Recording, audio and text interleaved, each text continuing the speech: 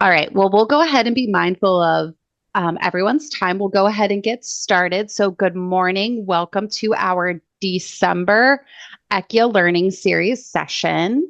My name's Taylor Teichman. For those who may not be familiar, I see some familiar faces here, and I think some new folks as well. I'm the Youth Development Coordinator for Pennsylvania's Education for Children and Youth Experiencing Homelessness program. And with that, it is my pleasure to introduce our guest speaker this morning and a very dear colleague to our Pennsylvania ECHIA program, Dr. Rajni Shankar-Brown. Dr. Rajni is an internationally renowned and award-winning community engaged educator, scholar, artist, poet, author, and human rights activist. She is a distinguished professor and chair of social justice education at Stetson University in what I believe is a much warmer DeLand, Florida than Pennsylvania today. And with over 3 decades of advocacy, Dr. Rajni has held leadership roles across numerous nonprofit organizations, government agencies, and educational institutions. She has partnered with the United Nations, served as equity co-lead for the U.S. Department of Housing and Urban Development, and was the first woman of color to serve as president of the National Coalition for the Homeless Board. So we are thrilled to have Dr. Rajni with us again this morning, and she'll actually be joining us over the next few months for some of our ECHIA Learning series. So we're always very grateful when we have Dr. Rajni in the room with us. So thank you so much. It is a delight as always. Thank you so much, Taylor. And thank you to everybody at the CSC for creating such a beautiful space for us to gather. And today we're going to talk about purposeful healing, addressing and preventing vicarious trauma. And especially as we are here in December and soon to approach a new year, I think centering and reminding ourselves about how to address and prevent vicarious trauma is essential and especially needed in our line and spaces of work.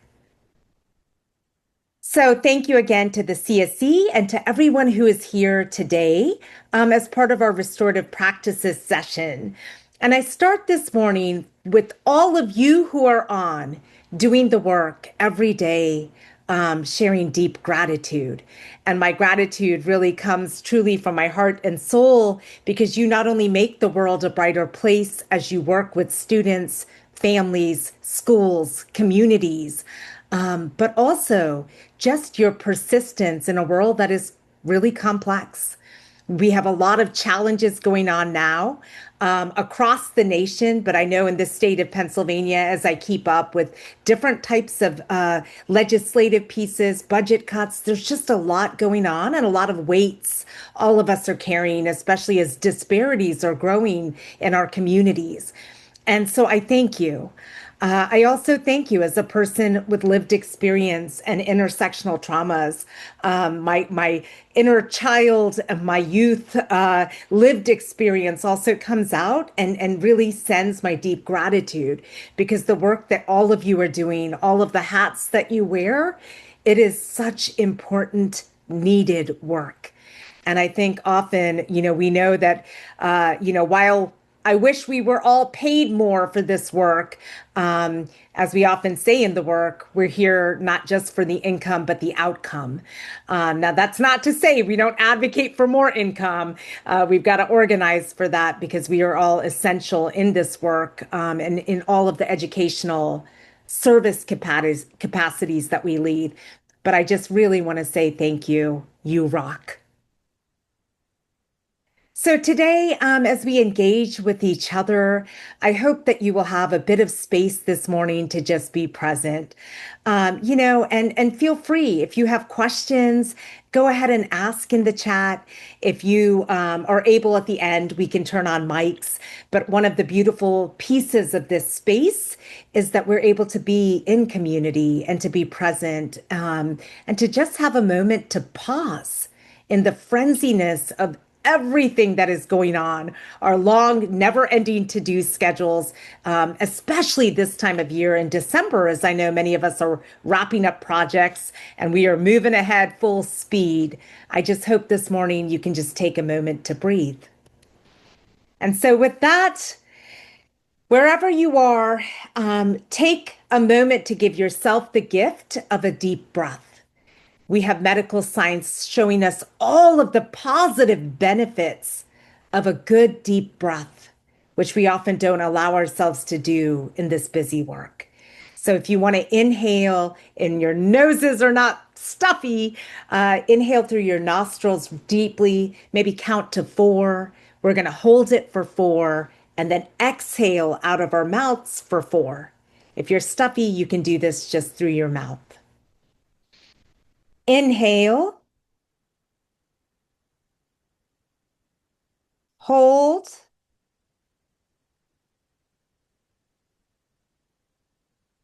exhale.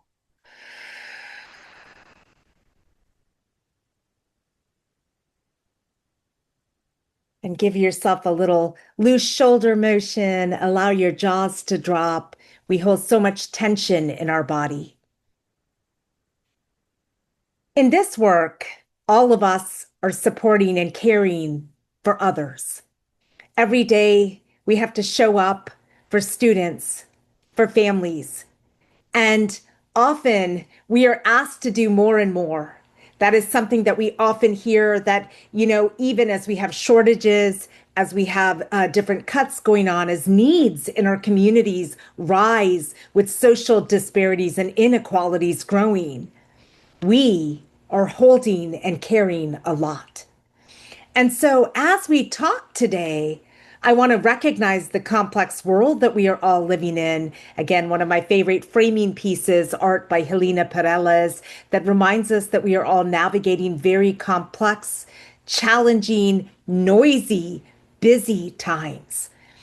And yet, the orange, the reminder that we also have to hold on to hope and light and to make sure we engage in spaces like this where we step back and pause to recognize all of the intersections and to care for ourselves and each other.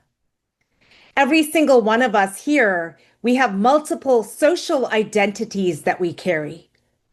We have a myriad of experiences, perspectives, lenses, even the type of work and our daily schedules vary in so many different ways. And yet all of those multitudes are part of us, just like our students, our communities, our families that we are working with have multitudes of stories as well. And along with those lived experiences are traumas, joys, human experiences, but also systemic, structural, oppressive pieces that can hurt. And trauma, we know, is real. We know that we are living at a time now where we are seeing increased adverse childhood experiences or ACEs. And when we think about ACEs, they can manifest and show up as both behaviors, but also impact physical and mental health. And we see here in this diagram what that could look like, right? Perhaps a lack of physical activity, substance challenges, not being able to have executive functioning because of feeling overwhelmed by trauma associated, connected, and rooted in ACEs. How that can show up in our physical and mental health is very real, impacting our physiological health, our mental health, showing up in ways that can be both in present moment, but also be part of our trajectory in our lifetime. And we know that ACEs also can impact us throughout our lifespan. So when we think about our students having those ACEs, what does that mean? And we know that while the visual here in the triangle is kind of segmented out for our own digestion and understanding, there are these interwoven pieces that are very real and they don't operate really in silos. ACEs can impact, disrupt neurodevelopment. It can increase and create and perpetuate social, emotional, cognitive impairment, increase adoption of health risk behaviors, disease, disability, social problems, and even lead to early death. So the work that everyone here is involved in It is critical, imperative work. We are hopefully interrupting, preventing those ACEs, but what we want to recognize is even for us with vicarious trauma, we could start to look at this same diagram, and we're starting to do this now through various medical studies to say, what does that mean when we are doing the work? And some of us doing the work, I just want to recognize, also have our own ACEs, our own traumas we probably carry, right, as we're doing the work itself. And so, what does that mean?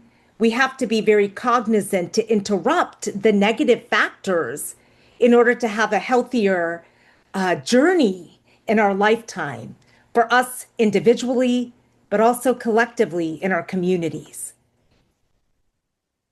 So, trauma is a big word and even concept.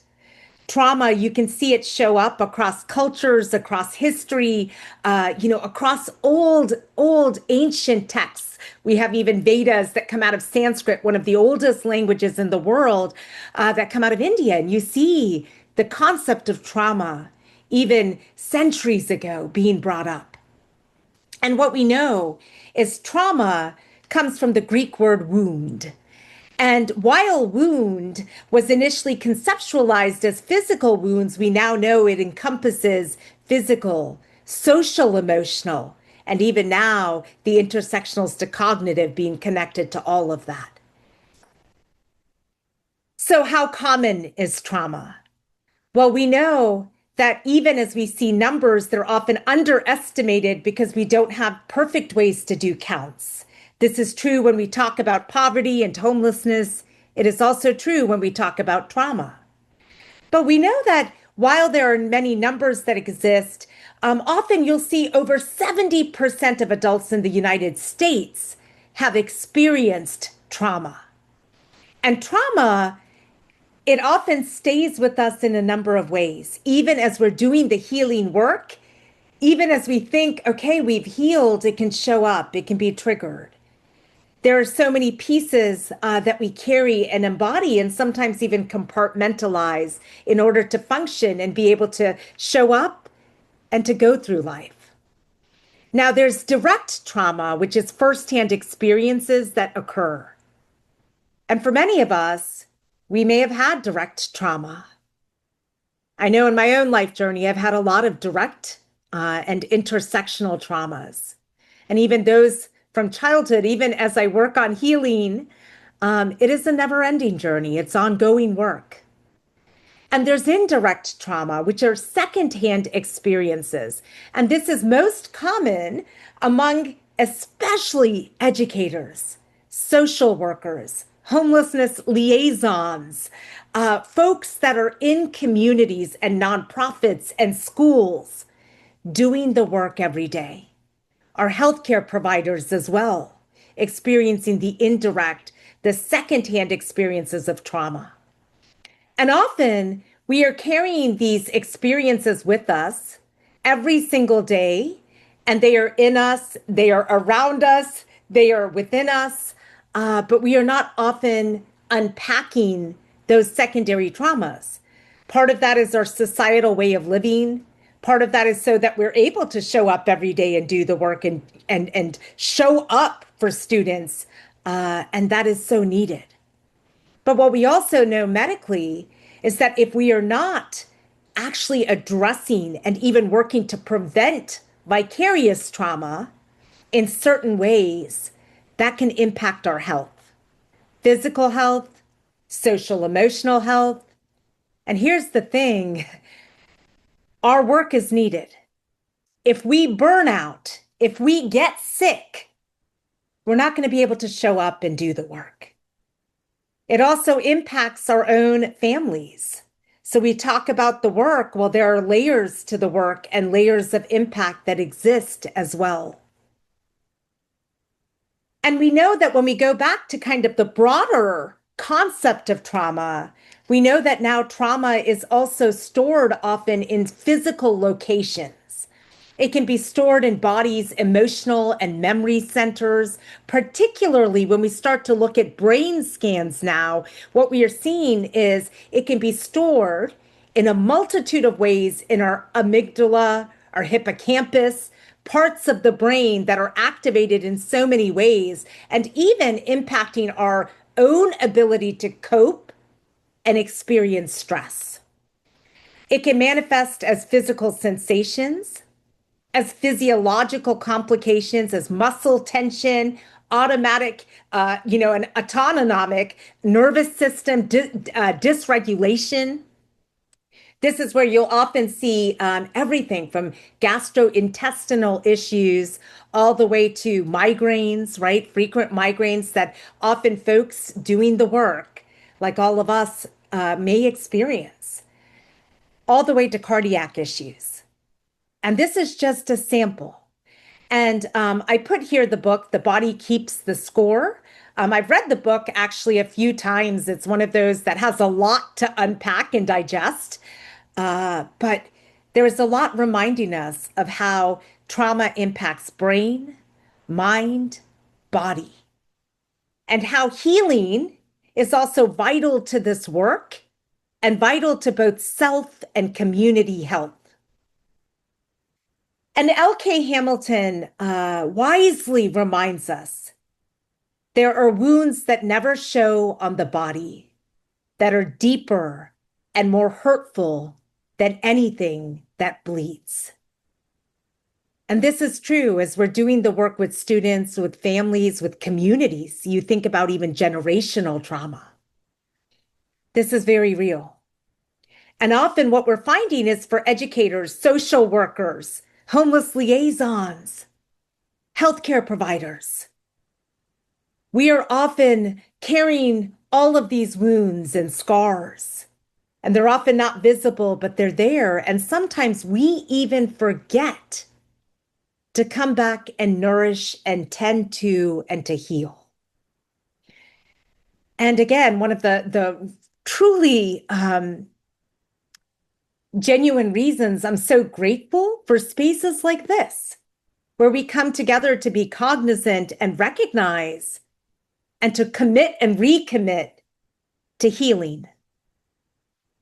So what is vicarious trauma? Vicarious trauma, often it's also known as secondary trauma, is the emotional distress that can occur when individuals, like educators, homeless liaisons, social workers, nonprofit leaders, are exposed to the traumatic experiences of individuals, including students and families, potentially leading to myriad symptoms and even connected and similar symptoms to PTSD. And I should make a side note here that is important, that vicarious trauma is also connected and can lead to compassion fatigue and burnout. These things are all very, very much entangled, even though they are distinct.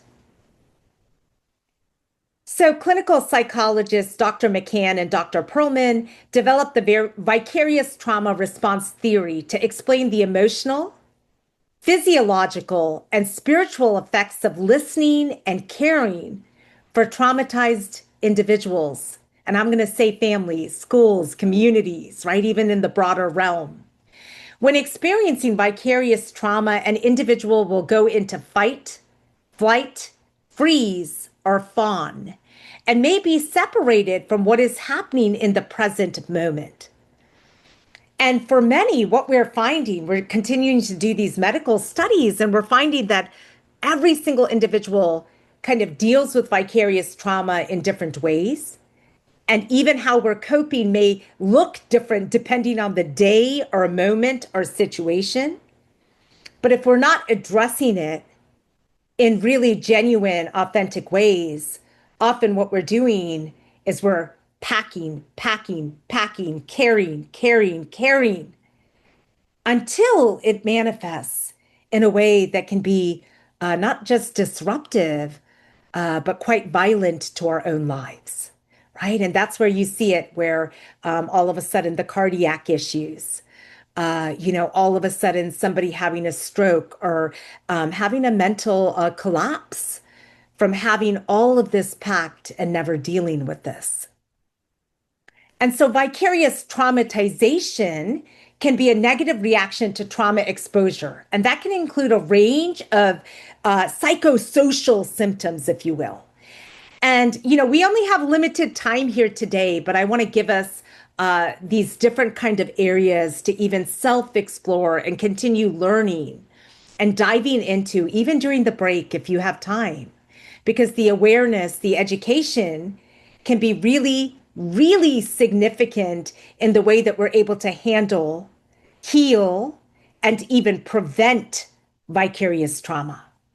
So we can start to kind of see these three key responses, what we say are neutral responses, which often are where a lot of us sit. The neutral responses, we're able to function.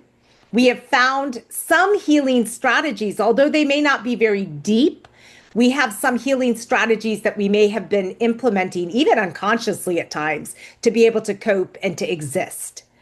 Now, if we're in the neutral response stage, we still can keep hopeful overall. It doesn't mean that we don't have moments throughout our day or week or even month or year that can feel very daunting or bleak.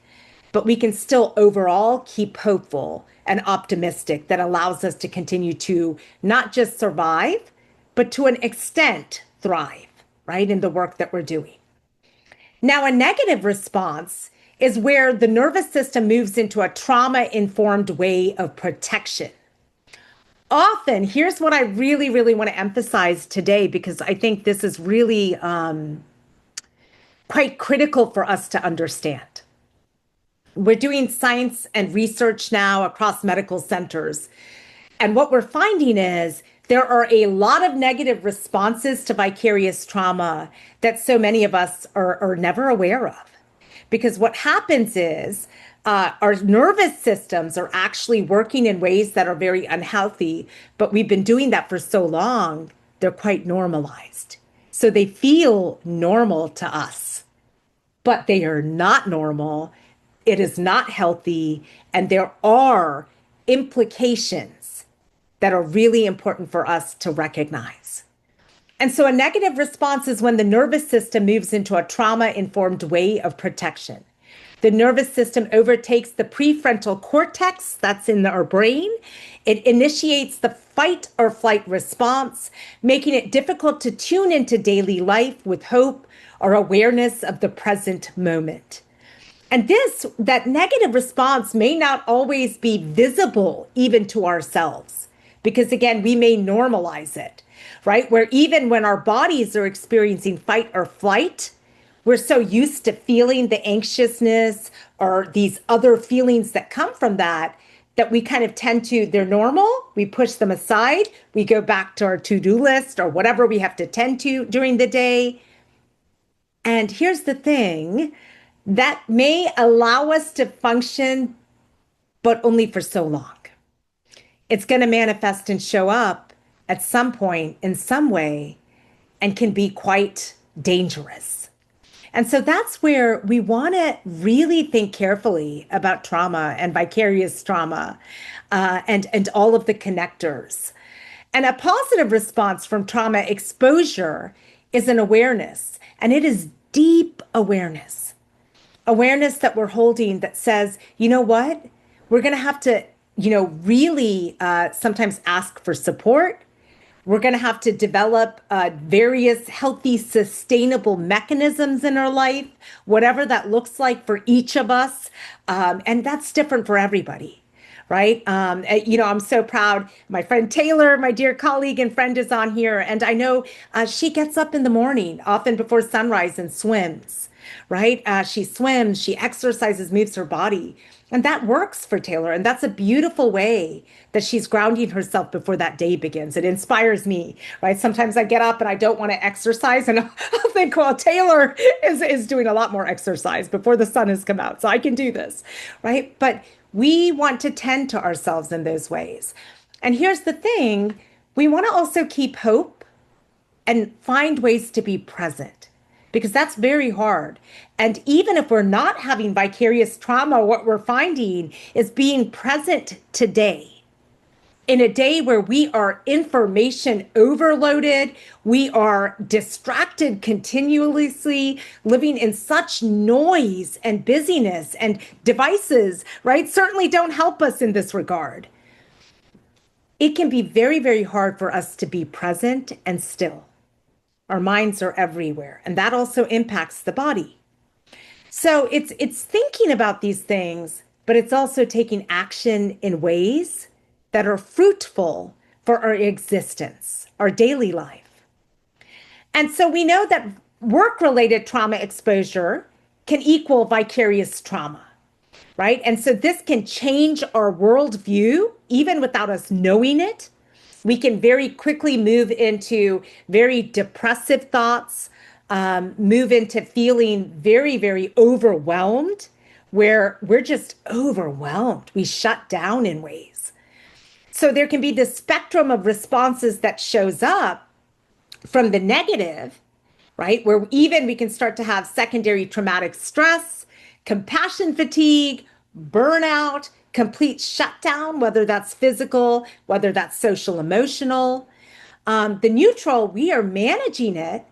Now, the effectively, right? That I think is questionable based on some of the health research I'm involved in now. So what I would say about that is it may be effective, but that's on a spectrum, right? So, and what are we saying is effective?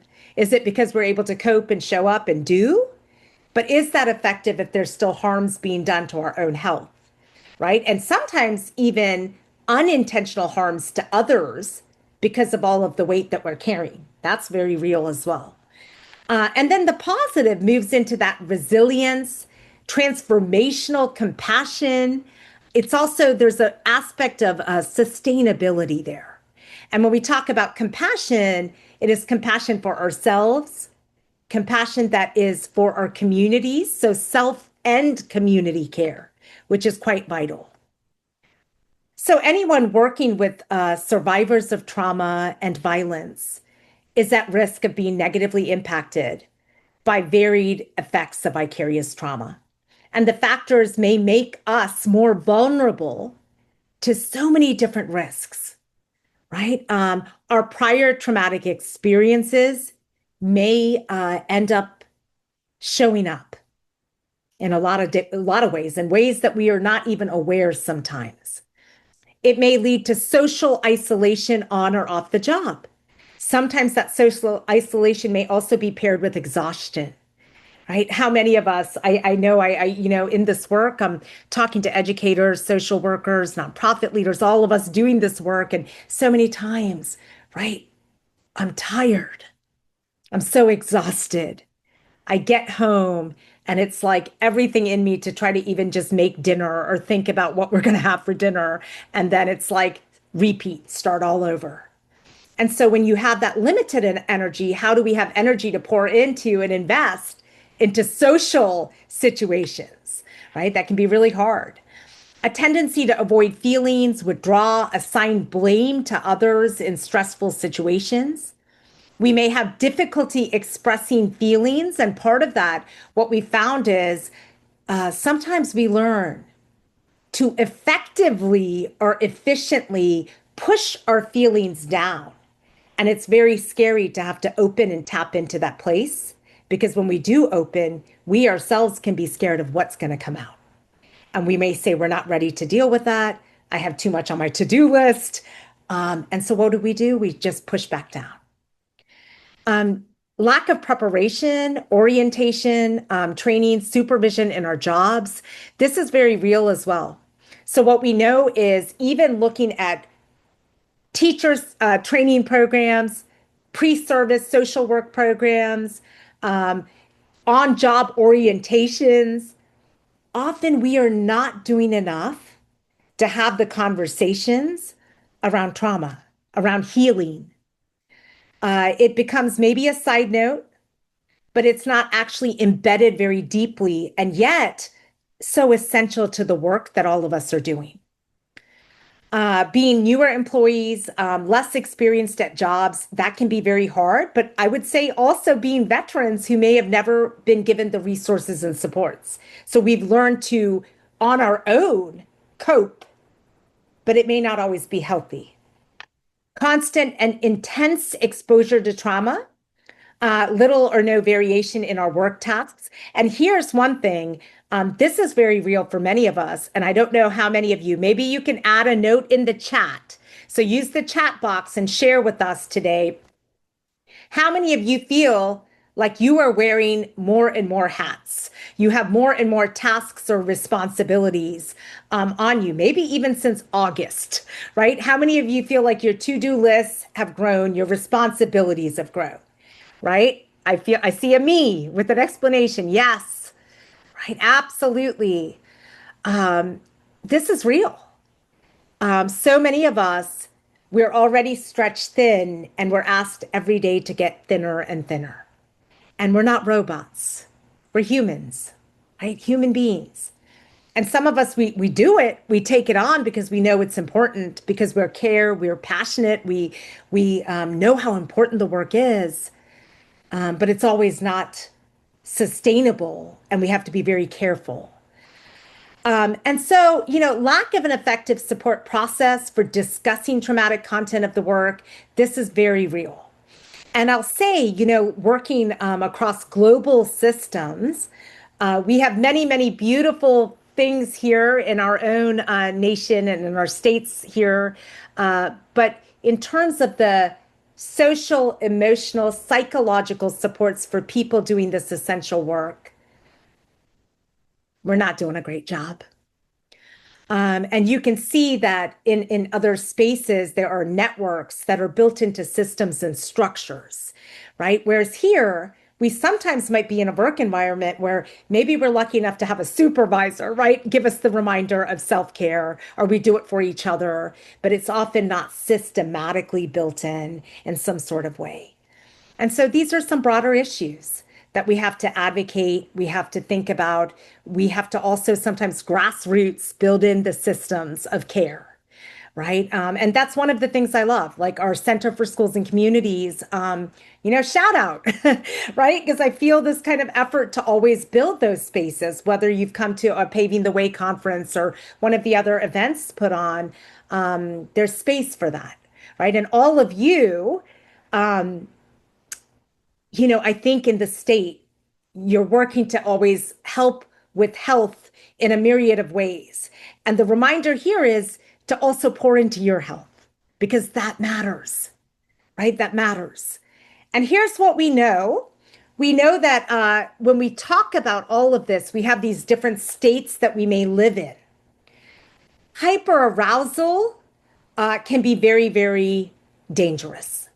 And often what we know is most of us in this line of work, we are actually existing and operating in hyperarousal all the time. But we are so used to it. We've learned to cope and manage, and we do it even with a smile, but it's not always healthy, right? And sometimes it's very hard to truly calm ourselves down. We're able to do it enough to help and support others, but what's happening inside of us might be a mess. Sometimes we have windows of tolerance where we're in an optimal state, right? This is the state that the green is like, okay, we're engaged in ways, we're aware of what's happening in our bodies, our heart, our soul, our mind. And that's a good state to be in. But remember, we're always kind of moving through these spectrums as well. And then hypoarousal, the opposite of hyper, is where we're actually shutting down, right? So hyperarousal, I should also say, can also be being a workaholic. And I don't know if any of you fall into that. I fall into this, right? I'm very passionate about my work. Passion is definitely my strength, but it's also a challenge, right? And I sometimes probably avoid various traumas or just go into work, right? Work mode. And there can be benefits to even being in hyperarousal, but there's also a cost. There's also a toll. So we have to be very careful of that. And hypoarousal is where we can be depressed, lethargic, numb, apathetic. We may feel a lack of motivation, where maybe the alarm clock goes off in the morning and we are already dreading the day before us. And so this is important for us to think about.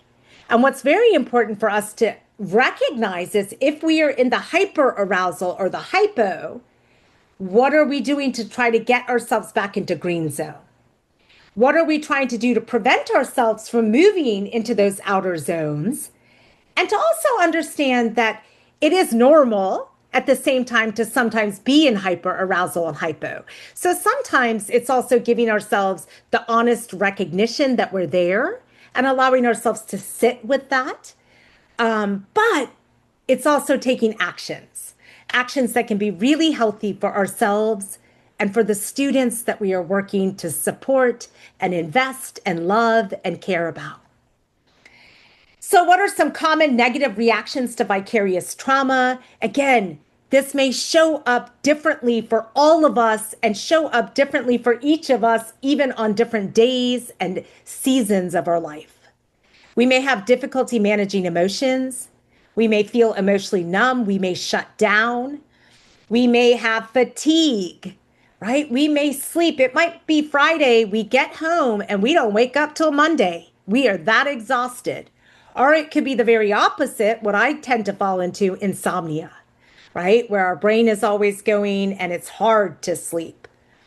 Physical problems or complaints such as aches, pains, decreased resistance to illness, where our immune systems may be shutting down in ways.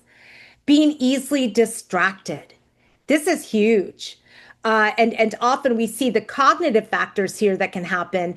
And here's the thing, those distractions may not carry huge weight at some points in the day where maybe it's we've misplaced our keys, right? Oh, I just had a cup of tea. Where did I put that? All of these things. But soon, if we're having multitudes of those, we need to pay attention. And the reality is those distractions may also show up and hurt in our work.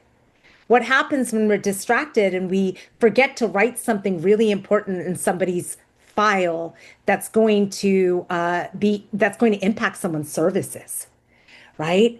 Where we maybe forget a really, really vulnerable moment somebody shared with us, and we go straight into the work and don't honor space for that, and it may lead to distrust.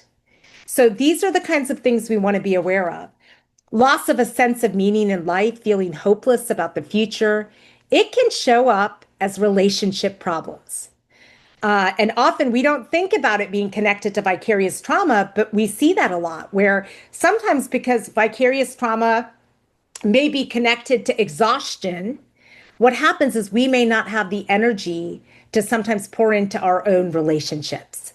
So we may not show up being present to our partner or our loved one or our spouse, not intentionally, right? We might be feel like we're doing the best we can, but sometimes that can very quickly lead to bigger problems, right? When we're not present with each other, we're not in tune.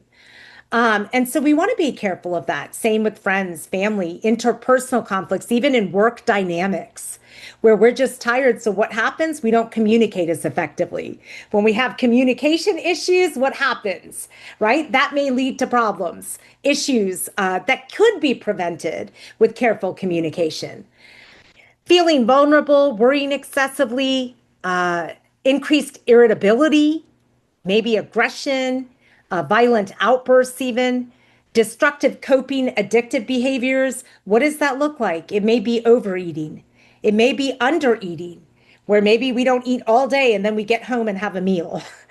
It may be substance challenges, gambling, taking more risks. And sometimes we're finding that if we're so numb, because we kind of shut down all of our sensors in order to deal with trauma, to support others with trauma, we may not have the serotonin and the boosts of happiness and pleasures, and we seek them in other ways that may not be healthy, right? Not even meaning to, but this kind of happens psychologically. Lack of decreased participation in activities that we used to enjoy, avoiding work and interactions with individuals. It may be that we just feel so overwhelmed. It's like, I can't take on someone else's story today, right? And sometimes those boundaries can be healthy, but sometimes they can also impact and hurt the relationships and the very work that we're showing up to do. A combination of symptoms that compromise a diagnosis of post-traumatic stress disorder or PTSD.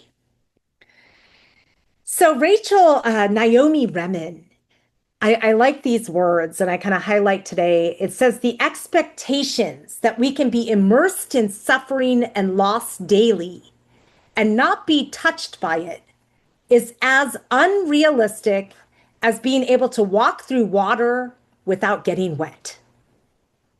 In our work is hard. It is hard work. It is heart work, right? And all of that. And so we are going to get wet. We are going to be impacted, moved, touched in a million ways. And we need to know that and recognize it, but we also want to build in ways to really make sure we are tending to our health.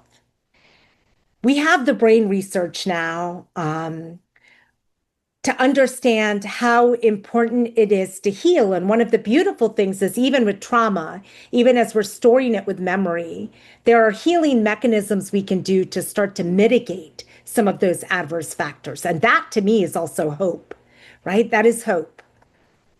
So to heal, what is healing? It is making sound or whole. It is restoring health, both individual health, community health. It can be causing an undesirable condition to be overcome. And we know that healing-centered engagement is quite important to the work that all of us do. And I bring up the image here of a tree, again, to remind us that sometimes there are going to be some days where healing, we don't have the bandwidth or time to do the deeper root healing. And so maybe the best we can do on that day is we do go to the side and take some deep belly breaths, right? Prana. And maybe that's what we're doing. And we're tending to a branch that is sick in our growth here. But we want to make sure that we're intentional to also look and examine what is happening in the roots.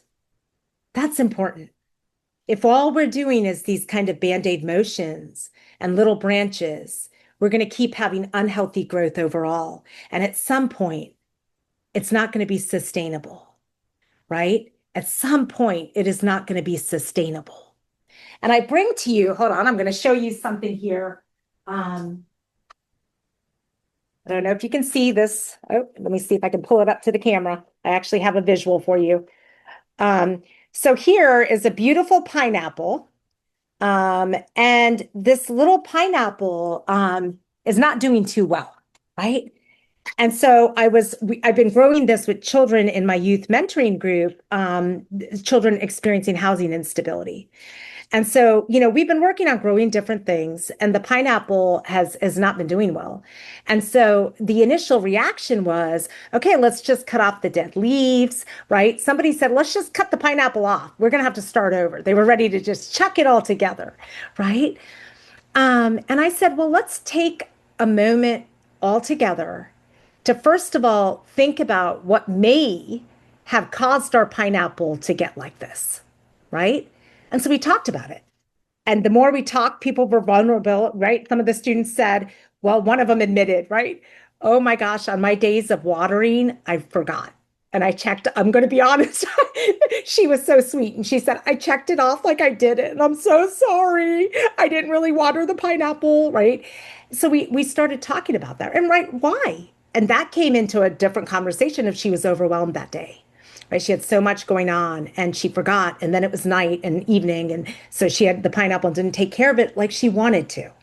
Right. So we had all of these conversations, and I bring this up to show you, right, asking the questions. We started doing deeper work. We asked for support and help. Right. So a lot of the plants we're become pros at dealing with the pineapple. We didn't know completely a lot about growing pineapples. It's our first one in our garden that we're doing. So we went back and asked people who are experts in the field. Right. And one of the things we learned is our container is not big enough for this pineapple. We need to go ahead and replant it into a bigger container so its roots can fortify. So these are the kinds of critical questions. We haven't given up on this pineapple. And in fact, we had two pineapples in this boat. And I'm happy to say that one is flourishing now. What did it take? It took us asking critical questions. It took us pausing the to-do list to come together to give it space and time, which meant we weren't getting to other things. But you know what? We needed to give attention here. The other piece of this is we've learned, right? We're learning that, okay, there are certain things that are really important to sustainability as we work to grow more pineapples, and we want to grow them in a healthy way. And so all of us need to sometimes do that deeper work. And what does that sometimes look like, right? Sometimes what that looks like is, thinking about all of the aspects of wellness. And all of us to do some reflection over the break can be very healthy. What I like to do is I actually like to look at a wellness wheel and go through category by category and do some reflection. How am I doing socially? How am I doing physically, right? Intellectually, emotionally, environmentally, spiritually, financially, occupationally. And having honest reflection. And sometimes that can even be in dialogue. Maybe you have somebody at work you trust or a friend, and you get together for coffee and you talk about this, because even in talking aloud, there can be power.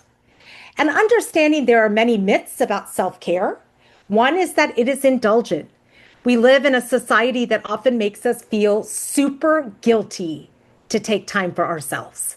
The systems and the work that we do can often have messages, even hidden messages, that we are being told all the time, right? And yet, what we know is meaningful self-care is productive. It is essential. It is needed. And it allows all of us to not just survive, quite literally, but thrive in better ways. We sometimes hear that it's selfish, right? But here's the thing, when we do it, we show up and do the work better. We're more present. We're able to do the work longer because we elongate our health. We're sometimes told that it's a one-time experience, right? And sometimes we have these bursts of self-care that can be, right? Maybe it's going and getting a massage, or maybe we're going to go take a nature walk, right? And forest bathe, listen to the sounds of nature. But we want to also have sustainable things built in. Are we doing that regularly? Is there something we're doing sustainable? We're told that it's really time consuming, but it really, and sometimes we're told it's expensive, and it can be depending on what we choose, right? I wanted to get a massage over the break, and I went and looked at pricing at our local massage, and I was like, okay, that's going to have to wait, right? So some certain pieces are financially can be expensive, but there are things we can do that are not. We did one together this morning, breathing. That deep breath is free. All of us can do that. And breathing is one of the best things we can give to ourselves, right? Deep breathing. Coloring. It doesn't cost that much to get a pack of crayons and a coloring book and to unleash your inner child. So find ways, right? And remember, even moments can be a big, huge deal in the journey of our day. So even if you don't have a lot of time, be intentional. Even if it's, 2 times during your day, you take a moment to go to the side and do some deep breathing, or to make yourself a cup of tea and to take your time doing it, or to have a good belly laugh with a friend. Those little moments in the day, and especially if we're making sure we're doing moments like that every day, can also add up and have huge benefits. So some other ideas for us today to prevent and address vicarious trauma, thinking about our physical selves. What does that look like? Nutrition, exercise, sleep. And sometimes we may be better at certain things than others, right? I'm pretty good about my nutritional eating. I'm not so good at exercise, right? And I know that, I'm aware. So I have to challenge myself in that route. Mental, mindfulness, self-talk, therapy, right? Affirmations, emotional, showing gratitude. This is a great season, but even to go beyond the season of thinking about things we're grateful for. Journaling. And you can journal handwritten. You can also journal through audio, recording yourself. Meditating, going into nature, yoga, reading, learning, and doing new hobbies. Take on a new hobby. Excite your brain. Even if you're not good at it, it can be fun to explore and be curious. Thinking about, how are we living day to day and how's our community? Is it clean? Is it safe? Boundaries, having the boundaries that we need, but also having the connections that we need. That's a fine line there. Finances, right? This time of year can be very stressful, where often so many end up going into debt or they spend more than they really have. And that can add to stress. It also can be very hard because if you don't have a lot, there's a trauma in that too, living in a society. Imagine for a lot of our children. And I go back even into childhood thinking about how often we'd return to school, right? And everybody was talking about all the new gadgets and gifts and what they got, right? And if you were just trying to get a meal, that was a very different lived reality over the break. So thinking about those traumas, but then for ourselves too, how do we think about financial health? And again, reminding ourselves over and over again, because it can be a counter message to the societal messages that taking care of ourselves is productive. So increase our self-awareness. Today, I hope you've had a moment to pause and at least make one connection, or this reminds you to commit and recommit to investing into your own self to address and prevent vicarious trauma. Seeking social support, boundaries, take your vacation days. You may want to find a therapist, right? And it could be a formal therapist. It also could be a friend where you just make time for regular dates to sit and talk. Focus on self-care, practice daily mindfulness, journal, gain perspective. One of the things that I love to do, and my daughter, she's 15, and she just recently, this past week and last week, was just so stressful for her. We've had loss in our family again, sickness and loss. My daughter has had all these final exams and projects, and they've all been due at the same time. And she's much a perfectionist, right? Something she has to battle in herself. And so she had a lot. And so I took her out at night and I said, look, just take a deep breath and look into the sky at the stars, right? Feels really dark, but there's still stars, there's still light, and look how vast the universe is. And sometimes that perspective, that changing of perspective, can remind us of some of the things that we're dealing with, right? The larger kind of photo of life that all of us live and operate in. It's not always easy, but it can be helpful. And supporting each other, check in on each other and do it regularly, right? Not just the casual, how are you down the hall as we pass each other without really responding, but the deeper, how are you? Where we put our devices down, we look at each other, and we check in. Fred Rogers, Mr. Rogers, it's a beautiful day in the neighborhood. He tells us when we can talk about our feelings, they become less overwhelming, less upsetting, less scary. The people we trust with that important talk can help us to know that we are not alone. That is so important for our students, for our families, our communities, and it's important for each other. When we are overwhelmed, find your person to go talk about that, to say, I'm overwhelmed, right? I'm upset. Community care. We've talked a lot today about different angles of self-care, but community care is as important. Thinking about structures of care in our places of work, within our schools, within our communities, within our homes, right? How do we cultivate that care? And as we're coming to a close today, a few last connections. A, B, C. 1, 2, 3. So here's our ABCs. Awareness, like today, just coming to awareness and taking moments every day to kind of be in tune with yourself. We live in a society and in a world, and as we move into adulting, where that awareness sometimes is not there because we're so busy, we're bombarded with other things, we're made feel guilty to take time to sit and be aware, because it takes time to be in tune with yourself. But give yourself that gift over the winter break and holiday season, balance. Finding that balance in life and thinking about the different things in life and spaces and realms and dimensions of wellness that bring you authentic balance. That's different for everybody. Connection. Over the holiday break and season, make time for connection, deep connection, connection with yourself, connection with loved ones, connection even with strangers, right? Where sometimes we can share a good story and tap into our shared humanity. So with that, we are at 10:57. So I'm going to kind of close out today. If you have questions and comments, we have a few minutes. This is my email address. So feel free, if there's resources I can be of help in any way, please do reach out. We're all here for each other, and we're stronger when we are here for each other.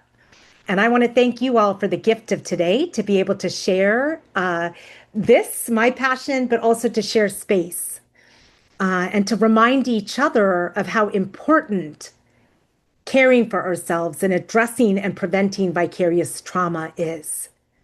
And I hope everyone has a restorative holiday season and do things that fuel and nurture your spirit and bring you joy. Namaste. And thank you to the Center for Schools and Communities, my dear friends in this work. Thank you so much, Dr. Rajni. I do see we do have one question in the Awesome. chat. So I just wanted to uplift that. We have someone asking, how do we talk to parents that are not able to parent well about the drama they are giving their children? Ooh, yeah, that's a big one, right? And here's the thing, right? Often, what we know is even when parents or guardians are, at home, there's trauma being unleashed on a child or children. Often, what we really find is those individuals are carrying a lot of trauma, right? They have had ACEs in their own life. They've had Yeah. trauma. They've not learned how to deal with things in a healthy mechanism. It now is pouring over, right, in unhealthy ways. And actually, I will say, even trauma within home in the state of Pennsylvania, where most of you are situated, it really has increased, beginning with COVID-19. So we're doing a lot Mhm. of even just focus groups and going and talking with students and youth and children and homes. And it was exasperated and magnified during COVID-19, and it's continued in ways. And stressors can add to that. Like if we're financially stressed, right, how that can impact the entire home.